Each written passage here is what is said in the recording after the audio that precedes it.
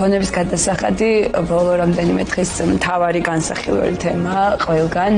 მე პირადად დღეში ალბათ 10-ჯერ მეკითხებიან რა ხდება, როგორ უნდა გადავიხადოთ და ასე შემდეგ, თუმცა ჩემზე კომპეტენტური ადამიანი შემომიერთდება ახლა ამ თემაზე სასაუბროდ. დავით პაპიაშვილი, კრესტონ ჯორჯიას მმართველი პარტნიორი. მოგესალმებით, მადლობა რომ ხართ ჩვენთან სტუმრად. მართლაც ძალიან ეს რეზონანსული გახდა ბოლო ხანებში ქონების გადასახადი. პრინციპში ეს მესიჯები ყოველ წელს მოდის, ყოველ წელს მოგვიწოდებენ რომ ქონების გადასახადის დეკლარაცია დროულად შევასვათ და დროულად გადავიხადოთ. თუმცა წელს რაღაც საყოველთაო არ ვიცი რა დავარქვა ამას ჰაიპში მოექცა ქონების გადასახადი. რატომ თქვენი აზრით, ანუ რატომ გაჩნდა ეს მოლოდინი რომ ახლა ყველა დაჯარიმდება ვინც არ გადაიხდის ქონების გადასახადს? მოგესალმებით, მადლობა მოწვევისთვის და ამ თემის კიდევ ერთხელ წამოწევისთვის. ალბათ დაახლოებით 10-ჯერ მეჯერ ყოფილ ვარ თქვენს ეთერში ამ საკითხთან დაკავშირებით, ანუ მთელი ამ წლების განმავლობაში. და იცით, ანუ პრინციპში ხდება ის, რაზეც ამდენი წელია ვლაპარაკობდით, ანუ მეც და ჩვენი კოლეგებიც, რომ წლიდან წლამდე ანუ ხელფასები იზრდება, ანუ ეს არ ნიშნავს, რომ ხელფასის რეალური მსყიდველობითი უნარი იზრდება, ანუ სტატისტიკურადაც ხელფასები ყოველწლიურად საშუალო ხელფასი იზრდება და რაც ბუნებრივია, ხო, ანუ 2-4-ია ნიშნავს იმას, რომ ყოველ წელს სულ უფრო და უფრო მეტი ადამიანი გადაცდება და უნდა გადაცდეს ამ 40,000-იან ზღვარს. ანუ 40,000 ლარზე გადაჭარბების შემთხვევაში, როგორც ვიცით, ფიზიკური პირები ბეგრავენ ბინას, სახს, მანქანას, ასევე გარკვეულ მოძრავ ქონებას. ხო? ნუ ჩემი აზრით, ანუ აქ ახალი არაფერი არ არის, ანუ რასაც წლების წინ ვამბობდით და რაზეც არაერთხელ გვისაუბრია, რომ სულ უფრო და უფრო მეტ ადამიანს შეეხება, ვინაიდან აი მეუღლეები რო ავიღოთ, ანუ როგორც იცით, მეუღლეების შემოსავლები ჭამდება.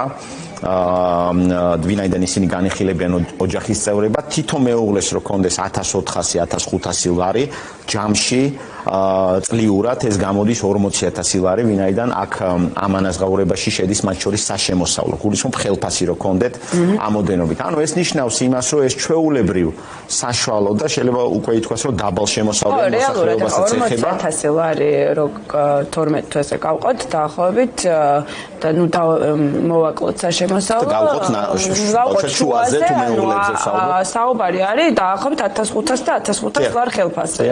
რაც პრინციპში არ ვიცი რამდენი დიდრებია.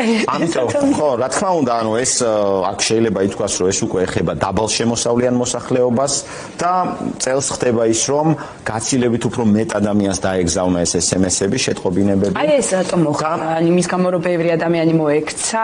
ნუ ხელფასები იზრდება წლიდან წლამდე, სულ უფრო და უფრო მეტი ადამიანი იცდება ამ ზღვარს. ანუ ეს არის კანონზომიერებაა, ხო, ხა რაღაცა აქ მოულოდნელი არაფერი არ არის. ნუ ამას ემატება თვითონ ამ აჟიოტაჟზე გავაკეთებ კიდე კომენტარს. მე არ მახსოვს, ანუ ამდენი გზააბნეული საქართველოს მოქალაქე, კარგი გაგებით ვამბობ, რომ აი ამდენი ადამიანი რო რეკავდეს და არ ყვევდეს და ასე შემდეგ, ანუ ეს პირველად ხდება ალბათ და ამას დაერთო ისიც, რომ შემოსავლების სამსახური არსებობს ესეთი გადასახადი, მიუხედავად იმისა, რომ ეხებოდა. ხო, ანუ ამას ვამბობ, რომ გზააბნეული ეს კარგი გაგებით მინდა ვთქვა, რომ ადამიანს, რომელსაც აქამდე არ გადაუხდია არასდროს ქონების გადასახადი და საერთოდ გადასახადები დეკლარაცია არ ჩაუბარებია, ბუნებრივია ესეთ ადამიანებს გაუჩნდებოდათ ეს განცდა.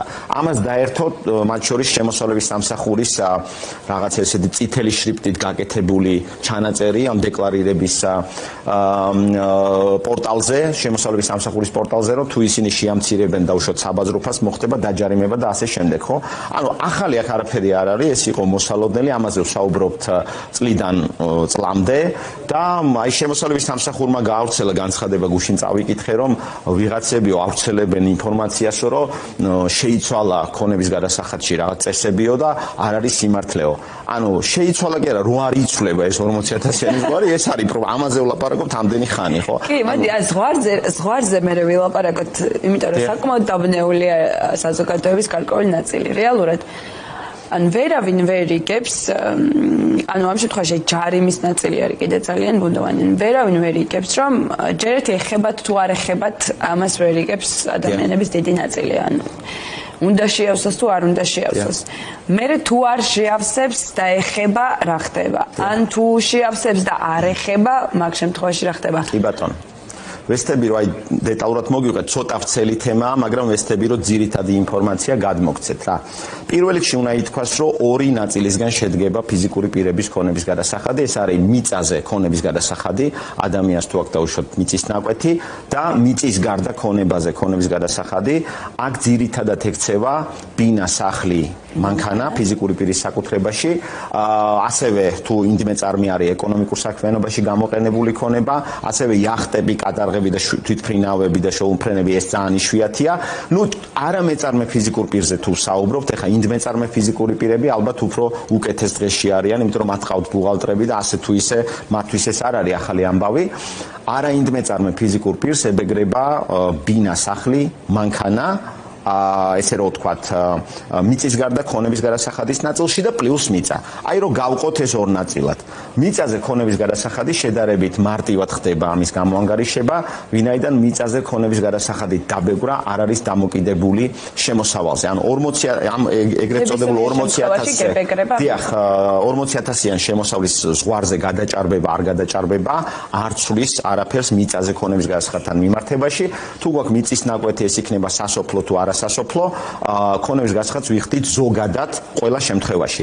კი, რა თქმა უნდა. გასაგებია იყოს განურჩევლად ისა გაქვს შემოსავალი, არ გაქვს, რამდენი გაქვს მიწის უნდა დაადეკვატოს. შემოსავალზე ეს დამოკიდებული არ არის, ხო? ნუ არის რა თქმა უნდა მიწაზე ქონების გადასახადის განთავისუფლებულია თუ 2004 წლის 1 მარტიდან მოყოლებული გვეკუთვნის 5 ჰექტრამდე სასოფლო მიწა, არის რომ საკუთარი სახლის ეზო შეიძლება განთავისუფლებული იყოს, თუმცა ყოველთვის არა, ხო? ანუ მიწაც გარკვეულ შემთხვევაში თავისუფლდება, მაგრამ ეს არ არის დამოკიდებული შემოსავალზე, ანუ რაზეც არის ეს ამხელა აჟიოტაჟი ატეხილი და მიწა შეიძლება იყოს სასოფლო მიწა და არასასოფლო მიწა, ანუ მარტივად რო ვთქვათ, სასოფლო მიწაზე 1 ჰექტარზე, ანუ 10000 კვადრატულ მეტრზე არის მაქსიმუმ 150 ლარი, მე ვამბობ მაქსიმუმ, ანუ 0-დან 150 ლარამდე, არასასოფლო მიწაზე საშუალოდ ეს არის 3600 ლარი მაქსიმუმ 1 ჰექტარზე, არასასოფლოზე, ხო, ანუ რო ვთქვათ, აი დაახლოებით რამდენი შეიძლება იყოს განაკვეთი. თუმცა სასოფლო მიწაზე განაკვეთი შეიძლება 80 ლარიც იყოს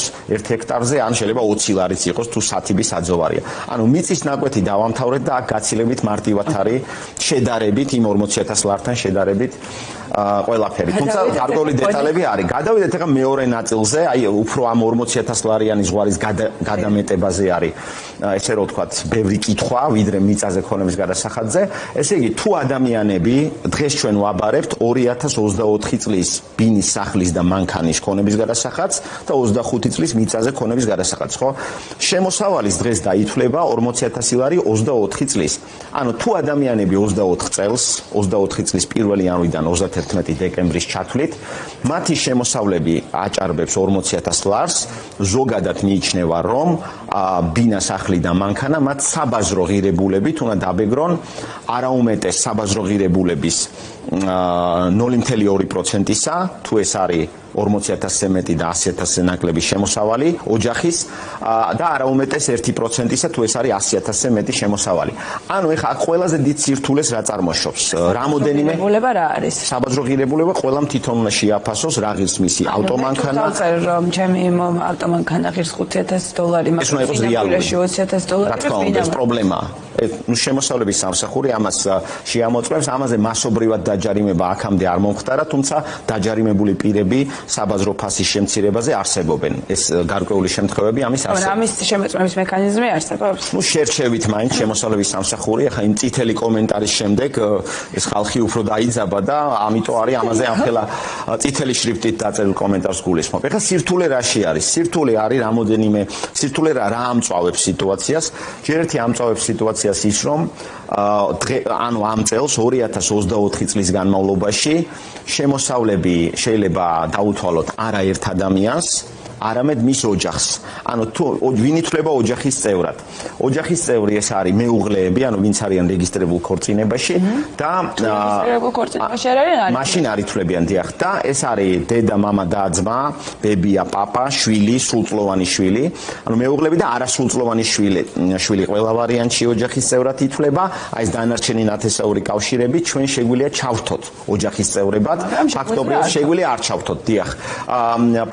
მარტივად რო გითხრათ, აქამდე არსებული პრაქტიკით, ეხლა ეს პრაქტიკა არც არსებობს, იმიტომ რომ ამის მასობრივი შემოწმება ამ გადასახადის არ მომხდარა, რეალურად შემოსავლების დაჯამება ხდება მეუღლეების შემთხვევაში, ვინც არიან რეგისტრირებული ქორწინებაში. ანუ ესე იგი მეუღლეებმა, ვისაც აქვთ ხელი მოწერილი მარტივ ენაზე რო ვთქვა და არა ესე რო ვთქვა, არა ესე რო ვთქვა შვილი, არასრულწლოვანი შვილი, მათ უნდა დააჯამონ ყველა ის შემოსავლები, რასაც ახლა მე ჩამოვთვლი და თუ შემოსავლები გაცდება 40,000 ლარს, მათ მოუწევთ ბინის, სახლის და მანქანის საბაზრო ღირებულებით დაბეჭდა. დიახ, თუ რა თქმა უნდა ეს ქონება აქვს, შეიძლება ბუნებრივია არ ქონდეს ოჯახს ბინა. ყველა მეორე სირთულე და მეორე სირთულეს ვერ დავარქმევდი, ანუ მეორე რაც ამწვავებს სიტუაციას არის ის, რომ აქ ჩაირთვება ყველა შემოსავლები საშემოსავლო გადასახადში არსებული შეღავათების გაუთვალისწინებლად.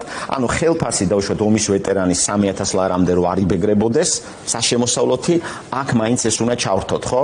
ანუ ყველანაირი შემოსავლები უნდა ჩავრთოთ ზოგადად, ესე იგი იგულისხმება მეუღლეების, ეს შეიძლება იყოს ხელფასი, ეს შეიძლება იყოს მიღებული დივიდენდი, ეს შეიძლება იყოს მიღებული პროცენტი, ეს შეიძლება იყოს უძრავი ქონების გაყიდვიდან მიღებული ნამეტი, გარდა ბინის შემთხვევისა თუ 2 წელზე მეტი ვადით ქონდა ბინა და გავყიდეთ.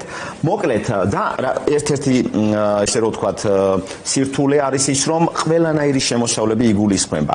საქართველოში არსებული წყაროდან მიღებული შემოსავლები, ანუ აქ მიღებული შემოსავლები და მთელ ნებისმიერ დედამიწის ნებისმიერ წერტილში მიღებული შემოსავლები. მათ შორის იგულისხმება როგორც ფულადი შემოსავლები, ასევე სარგებლის სახით მიღებული შემოსავლები. ანუ ვიღაცამ რო გვაჩუქოს არა ოჯახის წევრმა ესე რო ვთქვათ რაღაცა თანხა ან ქონება, ესეც დაემატება 40,000 ლარს, ხო? ნუ არის კიდევ სხვა დეტალები, ეს ყველაფერი არის საშემოსავლოს ჩათვლით, ანუ ჩარიცხული ხელფასი უნდა გავყოთ ნომთელსა და 8-ზე და საპენსიოს ჩათვლითაც არის ეს თანხები, ნუ ეს უკანასკნელი ცოტა ორაზროვნად წერია კანონში, მაგრამ ნუ ნომთელ 8-ზე გაყოფა ყველა ვარიანტში გვიწევს და არის გამონაკლისი რა არ ჩაირთვება შემოსავალში.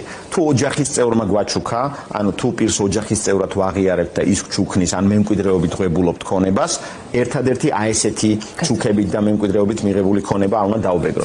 მოკლედ ეს არის ძალიან დიდი თემა, ძალიან ბევრი ადამიანი გადაცდა 2024 წელს 40,000 ლარს, დაეგზავნათ მათ შეტყობინებები და ამიტომ არის ეს აჟიოტაჟი. აი ჯარიმების ნაწილსაც მინდა ცხადი გავხადოთ, ანუ რა არის ჯარიმა თუ არასწორად დაადეკლარირებ ან საერთოდ არ დაადეკლარირებ? კი ბატონო, ეს ძალიან მნიშვნელოვანი თემა არის და სხვათა შორის აქ არის მოვლენების განვითარების ორი სცენარი, ძალიან მოკლედ გეტყვით.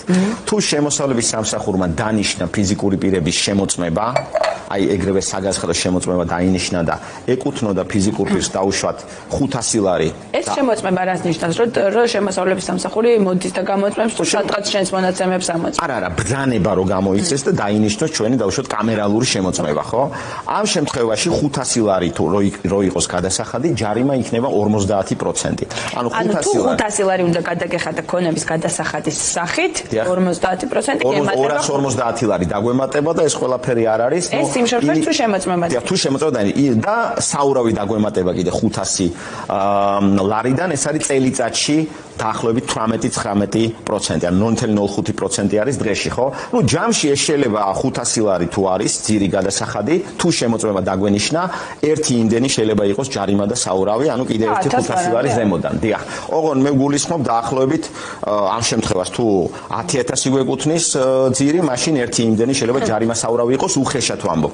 თუმცა მეორე სცენარიც არის, მოვლენები შეიძლება მეორენაირად განვითარდეს და შემოსავლების სამსახურმა გამოიჩინოს კეთილი ნება და სატელეფონო ზარით მოგვიწოდოს, რომ ჩვენ თვითონვე ჩავაბაროთ დეკლარაცია. ანუ სანამ ისინი დანიშნავენ შემოწმებას, ჩვენ შეიძლება მოგვეცეს შანსი, რომ გვიან, მაგრამ ჩვენი ხელით მაინც წარმოვადგინოთ დეკლარაცია. არ დაჯარიმდება, არა. ამ შემთხვევაში ჯარიმა უბრალოდ იქნება 10% მაქსიმუმ, ან 5% იქნება თუ ორ თვეზე მეტი ხანი დაგვიანება არ გვაქვს. ხო, ანუ თვენახევრის მერე რო დაგვირეკოს დავუშვათ, იქნება ძირითადი გადასახადის 5%. 2 წლის მერე რო გვიპოვონ, თუ მოგვიწოდეს და შანსი მოგცეს, რომ ჩვენ თვითონ ჩავაბაროთ, იქნება 10% და მანდაც დაემატება საურავი. იგივენაირად ძირთანხაზე დაახლოებით 18-19% წელიწადში. ჩვენ არ ვიცით ეხა შემოსავლების სამსახური რა გზას აირჩევს. წინა წლებში იყო შემთხვევები, რომ შემოწმებით დაარიცხეს 500 ლარი და 50% და საურავი, ესეთი გვინახავს და ყოფილა რომ მოგვიწოდეს ესე რომ ვთქვათ დეკლარაციის ჩაბარება და ვიღაცას 10%-იანი ჯარიმა დაერიცხა. ასევე მესამე ვარიანტია, ეს მე გითხარით თუ საერთოდ არ აქვს. ეხლა მესამე ვარიანტი არის, რომ შეიძლება დაბეგრა პირმა ქონება, მაგრამ საბაზრო ღირებულება შეამცირა, ნაკლები საბაზრო ღირებულება აჩვენა ბინის სახლის მანქანის. ამ შემთხვევაში ჯარიმა შეიძლება იყოს 50% ან 25 ან 10. გააჩნია რამდენი პროცენტია შემცირებული თანხის. იმედი მაქვს შევიტანეთ გარკვეული სიცხადე ამ ყველაფერს. დიდი მადლობა თქვენ ამისთვის. დავით პაპიაშვილი, კრესტონ ჯორჯიას მმართველი პარტნიორი გახდათ ჩვენ სტუმარი. საუბრობდით ბოლო დღეების ყველაზე აქტუალურ თემაზე, ქონების გადასახადზე და მის სპეციფიკაზე.